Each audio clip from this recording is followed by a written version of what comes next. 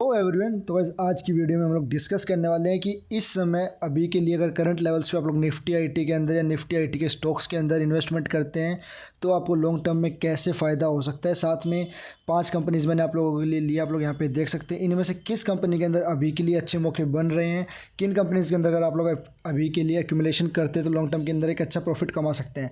तो गाइस सबसे पहले बात करते हैं निफ्टी आईटी के इंडेक्स की। तो गाइस आप लोग यहाँ पे देख सकते हैं, मैंने इस ट्रेंड के अंदर स्टॉक चल रहा था पिछले काफ़ी समय से, तो उस ट्रेंड के बॉटम पे आपको अभी के लिए निफ्टी आईटी का इंडेक्स आते हुए दिखाई देता। तो यहाँ से अगर बात की तो 300 से 500 पॉइंट की और गिरावट हमको देखने को मिल सकती है इस इंडेक्स के अंदर। बट यस, इसी बॉटम को या फिर इस ट्रेंड लाइन का सपोर्ट लेके स्टॉक हर बार या इंडेक्स ऊपर जाता हुआ आपको दिखाई दे रहा था।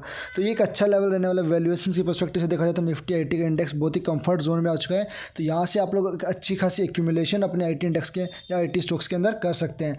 बात कीजिए 5 कंपनीज़ की, तो आज के दिन आपको देखने को मिलेगा कि परसिस्टेंस के अंदर हल्की फुल्की हमको तेज़ी देखने को मिली है। उसके पीछे का रीज़न रहने वाला है कि कंपनी का स्टॉक अपने सपोर्ट के आसपास था। बाकी बात यह तो पिछले 5 साल के अंदर सबसे कम नेगेटिव रिटर्न्स, पिछले 1 साल के अंदर सबसे कम नेगेटिव रिटर्न्स देने वाला स्टॉक रहने वाला है परसिस्टेंट।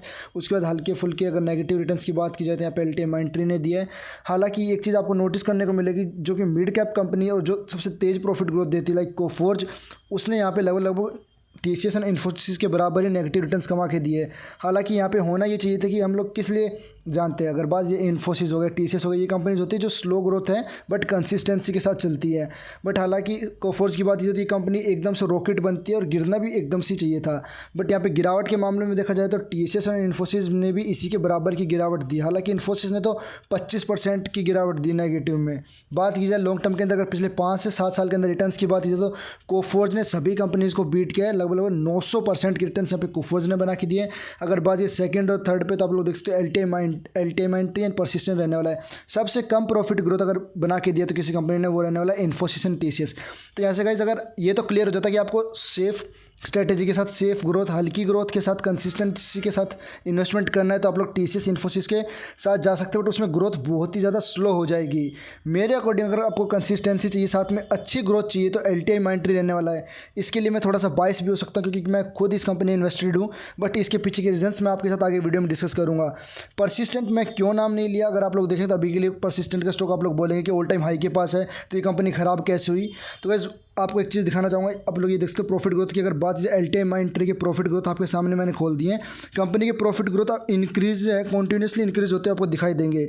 हालांकि वहीं अगर मैं बात करूँ परसिस्टेंस की, तो आप लोग देख सकते हो कंपनी का प्रॉफिट पिछले 4-5 साल से फ्लैट था। बिल्कुल भी ग्रोथ हमको कंपनी के प्रॉफिट में देखने को नहीं मिली थी।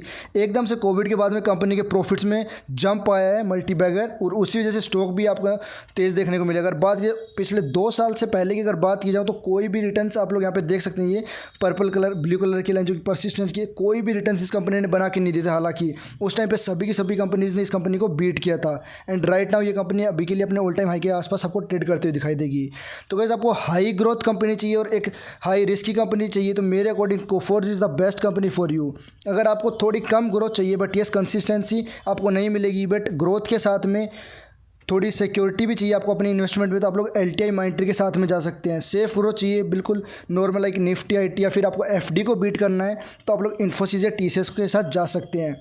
अगर बात की जाए इन कंपनीज़ के टेक्निकल्स की, तो सबसे पहली कंपनीज आप लोगों के लिए मैं लेके आ चुका हूँ परसिस्टेंट कंपनी। यहाँ पे आपको देखने को मिलेगा कि राउंडिंग बॉटम पैटर्न बना के ब्रेकआउट देना चाहती थी, बट मार्केट के सेंटीमेंट्स के चलते कंपनी का स्टॉक डाउनवर्ड की तरफ आपको जाता हुआ दिखाई देगा। जो कि कंपनी का 5000 का लेवल था, वहीं से कंपनी का स्टॉक गिरता हुआ आपको दिखाई देगा। अभी के लिए करंट अपने फर्स्ट सपोर्ट के आसपास ट्रेड कर रहा है। कंपनी के अंदर राइट इन्वेस्टमेंट मेरे अकॉर्डिंग 4000 के लेवल पे होना चाहिए। उससे पहले हाई रिस्क की कंपनी के अंदर इन्वेस्टमेंट नहीं करना चाहिए। नेक्स्ट कंपनी की बात ये कोफोर्ज रहने वाली है। आप लोग देख सकते हैं, जब इस लेवल का ब्रेकआउट हमको देखने को मिला था तो कंपनी के शेयर के अंदर एक खतरनाक शूटअप देखने को मिला था। 90 डिग्री की तेज़ी हमको स्टॉक के अंदर आती हुई दिखाई दी थी, और वैसी गिरावट हमको आती हुई दिखाई दी स्टॉक के अंदर।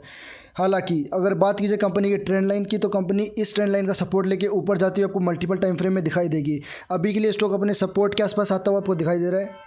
अगर ये स्टॉक आपको 3500 के लेवल पे मिलता है तो yes, for the future perspective आप लोग इस स्टॉक को एक्यूमुलेट कर सकते हैं।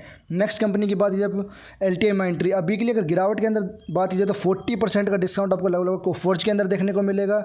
अगर बात कीजिए एलटीएमआईटी के अंदर भी आपको लगभग 38% का डिस्काउंट अपने ऑल टाइम हाई से देखने को मिलेगा। स्टॉक बाकी अगर स्टॉक्स की बात की तो वो अपनी ट्रेंड लाइन के आसपास आते हुए आपको दिखाई दे रहे हैं, बट अभी ये स्टॉक अपनी ट्रेंड लाइन जो कि आपको कंपनी का सपोर्ट बनता है इस ट्रेंड लाइन के ऊपर मल्टीपल टाइम फ्रेम पे आपको देखने को मिलेगा, तो वो उस सपोर्ट से अभी भी बहुत ही हाई रहने वाला है।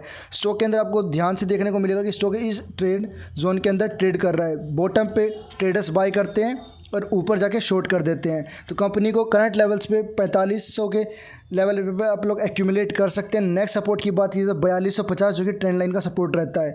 नेक्स्ट कंपनी की बात ये TCS आपके लिए रहने वाली है। अगर बात की तो इस कंपनी की तो लगभग अपने बॉटम के आसपास आ चुकी है।